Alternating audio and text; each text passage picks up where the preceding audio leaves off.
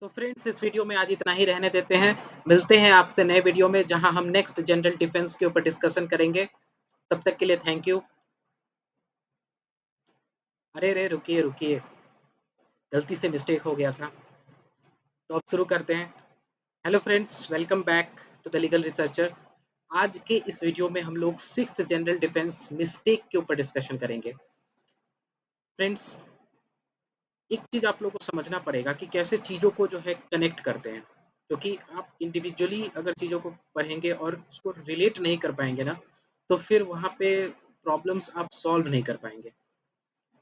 अब देखिए, जैसे अगर हम मिस्टेक की बात करें तो आप सोचिए कि अगर कोई डिफेंडेंट मिस्टेक का प्ली ले रहा है आपके सामने, आप लॉयर हैं या आप जज हैं, और मिस्टेक का कोई पर्सन प्ली ले रहा है, तो आप कौन सा एस्पेक्ट देखिएगा मिस्टेक को जज करने के लिए? आप कौन से एस्पेक्ट को देखिएगा?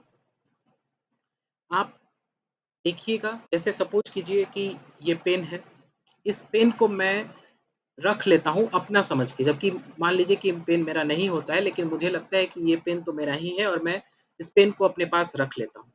और बाद में मैं ये डिफेंस लेता हूँ, बाद में ये डिफेंस लेता हूँ आपके सामने कि ये पेन मैंने मिस्टेकनली ले ली, मुझे लगा कि ये पेन मेरा है। तो आप मेरे कौन से एस्पेक्ट को देखिएगा? आप देखिएगा ना कि भाई मिस्टेक सच में मिस्टेक था कि नहीं, और ये देखने के लिए कि क्या सच में मिस्टेक है कि नहीं है, आप क्या देखिएगा? आप देखिएगा कि क्या मेरा इंटेंशन क्या था उस समय? क्या मेरा डिसऑनेस्ट इंटेंशन था, ऑनेस्ट इंटेंशन था? मेरा इंटेंशन जो जो ऑनेस्ट इंटेंशन था वो, या जो मेरा एक्ट था वो रीजनेबल था कि नहीं? ये सब चीज़ देखेंगे हम। तभी तो हम डिसाइड करेंगे कि क्या मिस्टेक सच में था कि नहीं। अगर क्योंकि अगर डिसऑनेस्ट इंटेंशन है तो फिर वो मिस्टेक कहाँ है? वो तो जानबूझ के किया गया चीज़ है, मेरा इविल मोटिव है। तो इन सब चीज़ें क्या है एक्चुअली में, ये चीज़ें जो हम देख रहे हैं मिस्टेक के लिए, डिसऑनेस्ट इंटेंशन, ये क्या है? कौन सा एलिमेंट है? ये मेंटल एलिमेंट है फ्रेंड्स। तो mental element in tortious liability के ऊपर हम लोगों ने फर्स्ट चैप्टर में डिस्कशन किया था। अब वही चीज़ यहाँ भी है, मिस्टेक तो वही चीज़ है, मिस्टेक में भी वही चीज़ हम लोग देखेंगे। तो इसलिए वो पार्ट में हम लोग, दो पार्ट में हम लोगों ने डिस्कस किया था mental element in tortious liability. First part में हम लोगों ने डिस्कस किया था लायबिलिटीज व्हेन रेलेवेंट, है ना, fault well when relevant liabilities के बारे में देखा था हम लोगों ने। उसके बाद malice in law, malice in fact, इन सब चीज़ों को हम लोगों ने डिटेल में देखा था। तो कॉन्सेप्चुअल क्लैरिटी के लिए वो वीडियो आप लोग के लिए इम्पोर्टेंट है। यहाँ हम लोग एग्जाम्पल्स देखेंगे। ठीक है फ्रेंड्स, तो यही मैं बताना चाह रहा था कि हम लोग यहाँ एग्जाम्पल देखेंगे, कंसेप्चुअल क्लैरिटी वहाँ से है, और इसको कनेक्ट करना सीखिए वहाँ से जो चीज़ें आपने की। अब यहाँ जो हम लोगों ने चैप्टर 1, चैप्टर 2 और नेक्स्ट जो चैप्टर हम लोग देखेंगे, चैप्टर 24 देखेंगे, क्योंकि अभी तक हम लोगों ने नेचर ऑफ टॉर्ट देख लिया, टॉर्ट के डिफरेंट डिफरेंट डिफरेंसेस देख लिए, टॉर्ट, ब्रीच ऑफ कॉन्ट्रैक्ट और डिफरेंट तरह तरह के जो डिफरेंसेस थे उनको देख लिए। अब हम लोगों ने इस समय डिफेंस को देख रहे हैं, जनरल डिफेंसेस के ऊपर देख रहे हैं, जहाँ डिफेंडेंट के डिफेंस लेने का जो आधार है उसको देख रहे हैं। नेक्स्ट चैप्टर जो हम लोग देखेंगे वो चैप्टर नंबर 24 देखेंगे। आर के बांगिया में सबसे लास्ट में दिया गया है, लेकिन हम लोग उसको थर्ड चैप्टर के रूप में देखेंगे, जिसमें हम लोग प्लेंटिफ को जो रेमेडीज मिलता है, क्या क्या रेमेडीज अवेलेबल है टॉर्ट के अंदर प्लेंटिफ को, उसके ऊपर चर्चा करेंगे। ये सारे चैप्टर्स जो है फ्रेंड्स बेसिक चैप्टर्स के अंदर आते हैं। इन सारे चैप्टर्स में आपको ज़रूरी है कि इन सारे चैप्टर्स को अच्छे से पढ़ने के बाद इनसे जो भी चीज़ आप समझ रहे हैं उसको हर जगह एप्लीकेशन करना पड़ेगा, हर जगह अप्लाई करना पड़ेगा। तो इसलिए उन चीज़ों को ध्यान में रखिएगा। वो दोनों वीडियो आप लोग देख लीजिए, उसके बाद ये वीडियो आप एग्जाम्पल के लिए देख लीजिएगा। तो फ्रेंड्स आइए शुरू करते हैं mistake as a general defence in tort. Friends, mistake का जो डिफेंस होता है वो एक्चुअली में टॉर्ट लॉ के अंदर होता ही नहीं है। मिस्टेक का डिफेंस टॉर्ट के अंदर मिलता नहीं है, चाहे वो फैक्ट हो या लॉ हो, मिस्टेक ऑफ फैक्ट हो या मिस्टेक ऑफ लॉ। अगर आप क्रिमिनल लॉ की बात करें तो क्रिमिनल लॉ में मिस्टेक ऑफ फैक्ट के लिए तो डिफेंस मिल जाता है, मिस्टेक ऑफ लॉ के लिए तो कहीं डिफेंस नहीं मिलता है। कुछ आप नए वाले एक्ट में देखिएगा भारतीय न्याय संहिता में, तो उसमें चैप्टर 3 में सेक्शन 14 टू 17 जो दिया गया है वो मिस्टेक ऑफ फैक्ट का कुछ सेक्शंस प्रोविजंस दिया गया है। एक लैटिन मैगज़ीन भी होता है, हम शायद पहले भी डिस्कस किए होंगे, इग्नोरेंसिया जुरिस नन एक्सक्यूसाट, और होता है इग्नोरेंसिया फैक्टी एक्सक्यूसाट। इसका मतलब क्या होता है फ्रेंड्स? पहला वाला का मतलब होता है इग्नोरेंस ऑफ लॉ और लैक ऑफ नॉलेज और mistake of law about legal requirement is not excuse. In simple words, mistake of law is not an excuse. और जो सेकंड वाला था इग्नोरेंसिया फैक्टी एक्सक्यूसाट, इसका मतलब होता है फ्रेंड्स इग्नोरेंस ऑफ फैक्ट और mistake of fact is an excuse. But second वाला जो दोनों का मिला के अगर हम देखें तो mistake of fact is a excuse but mistake of law is not an excuse. अब मिस्टेक ऑफ फैक्ट का क्रिमिनल लॉ में आप अगर पढ़े हो तो क्रिमिनल लॉ में जानते होंगे। वैसे हम यहाँ पे थोड़ा सा डिस्कस कर देते हैं मिस्टेक ऑफ फैक्ट। देखिए फ्रेंड्स, जो मिस्टेक ऑफ फैक्ट्स है ये कब होता है, ये किसको कहते हैं? जब किसी पर्सन को किसी फैक्ट के रिगार्ड में फॉल्स बिलीफ हो तो उसको मिस्टेक ऑफ फैक्ट के अंदर रखते हैं। जैसे आर वर्सेस टॉल्सन बहुत पॉपुलर केस है, जिसमें एक लेडी होती हैं, वो रीमैरी कर लेती हैं, दूसरी शादी कर लेती हैं जब उनको ऐसा लगता है, उनको बिलीफ होता है कि उनका जो हस्बैंड है उनका डेथ हो गया है, लेकिन असल में हस्बैंड का डेथ नहीं हुआ होता है। लेकिन कोर्ट इस केस में मिस्टेक ऑफ फैक्ट लेडी को प्रोवाइड का डिफेंस प्रोवाइड करता है और वो लायबल नहीं होती है। मीन्स वहाँ पे क्रिमिनल लॉ में लाइबिलिटी अगर देखें तो वहाँ क्रिमिनल लॉ में लायबल नहीं थी। तो ये था mistake of fact. Mistake of law क्या होता है? देखिए फ्रेंड्स, मिस्टेक ऑफ लॉ तब होता है जब आप किसी लीगल कंसीक्वेंस के बारे में फॉल्स बिलीफ रखते हैं। आपको ऐसा लगता है कि इसका आपको या तो उसके लीगल कंसीक्वेंस के बारे में पता ना हो, या लीगल कंसीक्वेंस के बारे में आपको कुछ अलग लगता हो जो वास्तविकता नहीं है। तो लेकिन इसमें तो किसी भी केस में मिस्टेक ऑफ लॉ तो आप डिफेंस के रूप में ले नहीं सकते हैं, चाहे सिविल लॉ हो चाहे क्रिमिनल लॉ हो। इसलिए फ्रेंड्स, जो मिस्टेक का डिफेंस का जो स्कोप बचता है वो मिस्टेक ऑफ फैक्ट के केस में बचता है। हालांकि सिविल केस या टॉर्ट केसेस में मिस्टेक ऑफ फैक्ट का डिफेंस भी बहुत लिमिटेड सेंस में ही मिलता है, बहुत लिमिटेड सिचुएशन में ही मिलता है। जैसे सपोज कीजिए कि कोई पर्सन किसी दूसरे के लैंड में इंटर कर जाता है, वो समझता है कि वो लैंड उसका है। या कोई पर्सन, जैसा हम एग्जांपल दिए थे, कोई पर्सन दूसरे पर्सन का कोई सामान ले लेता है, उसको लगता है कि वो उसी का सामान है। या फिर कोई पर्सन किसी दूसरे के रेपुटेशन को इंजर करता है और उसको कोई इंटेंशन नहीं हो कि डिफेमेशन का, तो क्या इन सब केसेस में उसको मिस्टेक ऑफ फैक्ट का डिफेंस मिल सकता है? देखिए फ्रेंड्स, जनरली नहीं मिल सकता है, क्योंकि जो पर्सन डिफेंस ले रहा है वो विलफुली दूसरे के राइट को इंटरफेयर कर रहा है। और अगर वो ये कहता है कि वो ऑनेस्टली बिलीव करता है कि उसको ऐसा लगा कि उसका एक्ट जस्टिसिएबल है, लेकिन वास्तविकता में वो जस्टिसिएबल नहीं है, तो वो मिस्टेक ऑफ फैक्ट का डिफेंस नहीं ले सकता है। फ्रेंड्स, एक केस देखते हैं यहाँ पे। आज का पहला case, consolidated company versus Curtis. इस केस में होता क्या है कि एक ऑक्शनर को हायर किया जाता है कुछ गुड्स को ऑक्शन करने के लिए। ऑक्शनर ये समझ करके, ऑनेस्टली बिलीव करके कि वो गुड्स जो है, कुछ अलग गुड्स को वो समझता है कि वो उसी कस्टमर का है जिसने उसको हायर किया है ऑक्शन करने के लिए, और उस गुड्स को वो ऑक्शन कर देता है और फिर उससे जो प्रोसीड्स उसको मिलता है वो कस्टमर को जाके पे कर देता है। होता क्या है कि वो गुड्स एक्चुअली में उस कस्टमर का नहीं होता है, किसी और का होता है।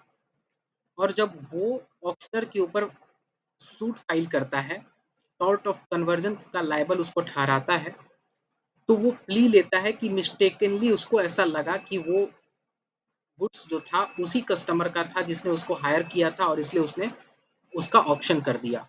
कोर्ट इस केस में उसको लायबल मानती है, ऑक्शनर को लायबल मानती है, और मिस्टेक ऑफ फैक्ट का प्ली उसका रिजेक्ट कर देती है। तो इस केस में भी हम लोगों ने देखा फ्रेंड्स कि जो मिस्टेक ऑफ फैक्ट था, उसका डिफेंस उसको नहीं मिला। हालांकि फ्रेंड्स टॉर्ट के कुछ एक्सेप्शनल केसेस में डिफेंडेंट अपने लाइबिलिटी से बच सकता है ये साबित करके कि उसने ऑनेस्टली बट मिस्टेकन बिलीफ के वजह से एक्ट किया था। जैसे फॉर एग्जांपल, अगर कोई पर्सन, ये तब होता है बेसिकली प्लेंटिफ के ऊपर बर्डन ऑफ प्रूफ होता है। किसी केस में बहुत सारे केसेस ऐसे होंगे जहां प्लेंटिफ के ऊपर बर्डन ऑफ प्रूफ होगा कि वो ये प्रूफ करे कि डिफेंडेंट लायबल है। जैसे फॉर एग्जांपल मेलिशियस प्रोसिक्यूशन के केस, मेलिशियस प्रोसिक्यूशन भी एक तरह का टॉर्ट है, जहां पे किसी के ऊपर बेवजह केस अगर होता है और मेलिशियस इंटेंशन से अगर किसी के ऊपर फर्जी केस कर दिया जाता है, तो बाद में वो जो पर्सन जिसके ऊपर केस किया गया था, वो बाद में री केस फाइल करता है उसी पर्सन के ऊपर जिसने उस पर केस किया था, मेलिशियस प्रोसिक्यूशन का आरोप लगाता है। तो उस केस में होता क्या है, उस पर्सन को जिसने आरोप लगाया कि केस उसके खिलाफ जो केस फाइल किया गया था वो मेलिशियसली फाइल किया गया था, मेलिशियस इंटेंशन से फाइल किया गया था, तो उसके ऊपर बर्डन ऑफ प्रूफ होता है कि वो ये प्रूफ करे कि जो पर्सन है उसका जो इंटेंशन था वो मेलिशियस था। तो इस केस में अगर प्लेंटिफ प्रूफ नहीं कर पाता है मेलिशियस इंटेंशन, तो डिफेंडेंट का जो एक्ट है वो मिस्टेकन एक्ट के तौर पे उसको डिफेंस मिल जाएगा। इसी तरह से फ्रेंड्स एक और केस सिनेरियो हो सकता है, जैसे मास्टर सर्वेंट रिलेशंस में, जो हम आगे देखेंगे वाइकेरियस लायबिलिटी में। लेकिन अगर एग्जांपल के तौर पे देखें, तो सर्वेंट अगर कोई मिस्टेकन एक्ट करता है, तो किसी किसी केस में हो सकता है कि मिस्टेकन एक्ट जो है outside the course of employment हो जाए। और अगर outside the course of employment यानी जिस कार्य के लिए उसको रखा गया था, जिस कार्य का लिए उसको अनुमति था, उसके बियॉन्ड जाके अगर वो कार्य करता है, तो वो आउटसाइड द कोर्स एम्प्लॉयमेंट हो जाता है। अगर आउटसाइड द कोर्स एम्प्लॉयमेंट होगा, तो कोर्स ऑफ एम्प्लॉयमेंट होगा, तो फिर उस समय मास्टर सर्वेंट के मिस्टेकन एक्ट के लिए लायबल नहीं होगा। इसी तरह से फ्रेंड्स डेसिट या जिसको धोखाधड़ी भी बोलते हैं हिंदी में, तो डेसिट के केस में भी ऐसा हो सकता है, जहाँ पे ये हो सकता है कि डिफेंडेंट लायबिलिटी से बच जाए। एक केस है फ्रेंड्स, इसी में फुट नोट में दिया हुआ है, डेयरी वर्सेस पिक, 1889 का केस है, यहाँ पे दिया हुआ है। इस केस में एक कंपनी के डायरेक्टर्स होते हैं, वो प्रोस्पेक्टस में कुछ दावा करते हैं जो उनके हिसाब से सही होता है। वो दावा करते हैं कि स्टीम पावर्ड ट्रैम्स का उनके पास यूज करने का राइट है। अब क्या है स्टीम पावर्ड ट्रैम्स, इससे हम लोग को मतलब नहीं है, लेकिन वो लिखते हैं कि स्टीम पावर ट्रैम्स का यूज करने का उनके पास राइट है। लेकिन वास्तविक और ये ऑनेस्टली वो बिलीव करते हैं ऐसा। लेकिन असल में होता ये है कि वो जो राइट है, वो subject to approval of board of trade होता है। यानी बोर्ड ऑफ ट्रेड अगर उसको अप्रूव करेगा तभी वो राइट इस कंपनी के पास अवेलेबल होगा। और होता क्या है कि बोर्ड ऑफ ट्रेड जो है उस अप्रूवल ग्रांट नहीं करते हैं, और इससे क्या हो जाता है, वो बात तो फॉल्स हो गया ना कि मेरे पास यूज करने का राइट है। तो इस केस में हाउस ऑफ लॉर्ड्स ये हेल्ड करते हैं कि जो स्टेटमेंट है वो फ्रॉडुलेंट कब कहलाएगा, वो कहलाएगा तब जब नोइंगली ऐसा बोला गया हो, मतलब उसमें पूरा फुल इंटेंशन हो। दूसरा ये हो सकता है फुल इंटेंशन टू डिसीट हो, ठीक है, या ये हो सकता है कि बिना सच्चाई का विश्वास किए कोई स्टेटमेंट बोला गया हो, बिना सच माने कोई स्टेटमेंट बोला गया हो, या रिकलेसली कोई स्टेटमेंट बोल दिया गया हो बिना केयर के, तब वो फ्रॉडुलेंट स्टेटमेंट कहलाएगा। इस केस में हाउस ऑफ लॉर्ड डायरेक्टर को लायबल नहीं मानते। इसी तरह से एक और केस हो सकता है फ्रेंड्स, कुछ और केसेस मैंने अलग से रखा है, इसमें नहीं दिया है। जैसे डेरी वर्सेस पीक हमने डिस्कस कर लिया। Second case Hedley Byrne and company versus Heller and partners limited, 1964 का केस है। इस केस में होता क्या है फ्रेंड्स कि एक हेडी ब्राइन नाम के एक एडवर्टाइजमेंट एजेंसी होती है, और हेलर एंड पार्टनर एक बैंक होता है। तो हेडली ब्राइन जो एजेंसी होती है, एडवर्टाइजिंग एजेंसी, वो एक क्लाइंट के बारे में हेलर एंड पार्टनर से उसके क्रेडिट रिस्पॉन्सिबिलिटीज के बारे में क्रेडिट रेफरेंस लेना लेती है। तो बैंक जो है उसके बारे में फेवरेबल, मतलब क्लाइंट के बारे में, जिस क्लाइंट का के बारे में वो हेडली ब्राइन पता लगाना चाहते हैं, उसके उस क्लाइंट के बारे में अच्छा, मतलब बात अच्छा फेवर में उसके बात बोलती है, लेकिन एक डिस्क्लेमर भी दे देती है। तो बाद में होता क्या है कि हेडली ब्राइन जो है बैंक के रेफरेंस के आधार पे उस क्लाइंट को क्रेडिट दे देती है, लोन दे देती है, और बाद में वो क्लाइंट जो है वो डिफ़ॉल्ट कर जाता है। तो हेडली ब्राइन जो है एडवर्टाइजिंग एजेंसी, वो हेलर एंड पार्टनर के ऊपर केस फाइल करती है कि इसी के द्वारा जो रेफरेंस दिया गया था उसी को मैंने बेस बनाया था और इसने गलत रेफरेंस दिया था।